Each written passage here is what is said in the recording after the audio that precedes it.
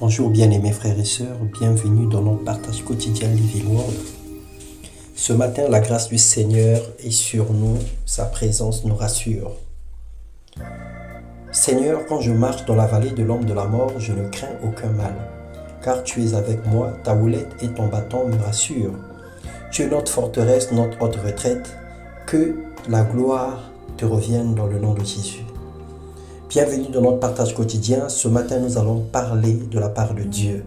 Le thème de notre méditation, c'est la foi fondée sur la puissance de Dieu.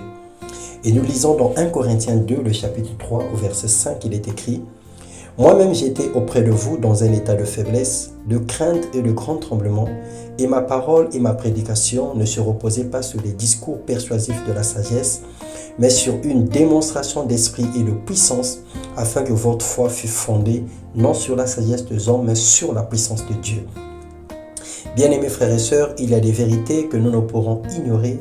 Le monde du ténèbre est super bien organisé.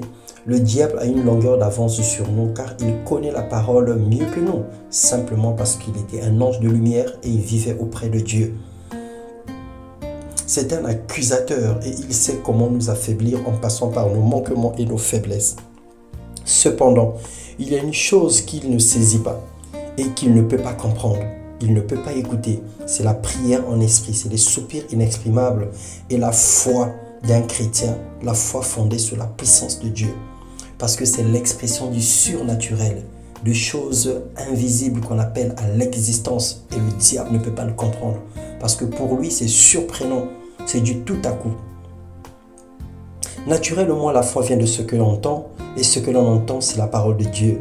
Elle est une ferme assurance des choses qu'on espère, une démonstration de celles qu'on ne voit pas. Selon Romains 10, 17 et Hébreux 11, 1 et 6.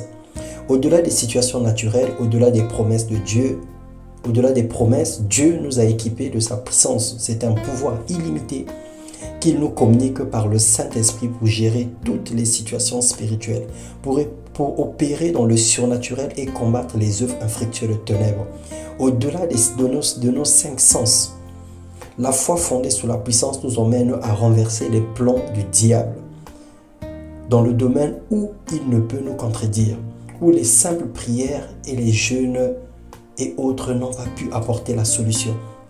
La puissance de Dieu règle tous les problèmes à la fois naturels et surnaturels, mais il faille avoir la foi fondée là-dessus. Si tu ne crois pas à la providence divine, si tu ne crois pas au Saint-Esprit, si tu ne t'abandonnes pas entièrement à lui et que tu ne le considères pas comme guide, comme enseignant, comme soutien, tu ne pourras pas accéder à ces choses. Dans Jérémie 51, le verset 20, la Bible déclare « Tu as été pour moi un marteau, un instrument de guerre. J'ai brisé par toi des nations, par toi j'ai détruit des royaumes. » Le Seigneur a fait de toi un instrument de guerre par sa puissance. Et c'est à toi de détruire toutes les mauvaises actions du diable, toutes les œuvres infructueuses de ténèbres. Le Seigneur te donne ce pouvoir pour opérer dans une dimension surnaturelle. Dieu a fait de nous des instruments puissants entre ses mains pour empêcher l'accomplissement des desseins malveillants de Satan, pour éteindre des traits enflammés de l'ennemi, pour prier pour les malades et pour libérer les captifs. Selon Luc 4, 18, lorsque Jésus disait « L'Esprit du Seigneur est sur moi parce que le Seigneur m'a oint pour annoncer une année de grâce, pour proclamer la délivrance aux captifs, pour rendre libres les opprimés, proclamer une année de grâce. » Le Seigneur lui a doté d'un pouvoir surnaturel pour pouvoir opérer dans une dimension exceptionnelle.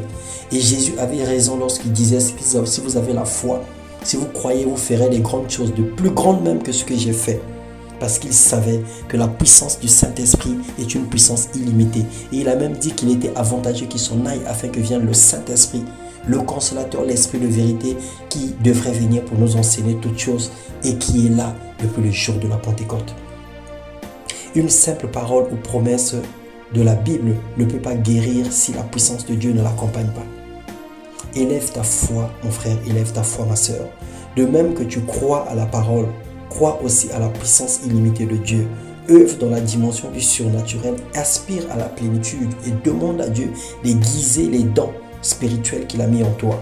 Que Dieu nous donne la foi sur lui, la foi sur les promesses, la foi sur la personne du Saint-Esprit, dans le nom puissant de Jésus-Christ. Parce que le diable est un menteur et il nous a toujours malmenés à gauche, à droite. Il nous a toujours fait croire que le Seigneur n'était pas capable de nous emmener dans une dimension exceptionnelle.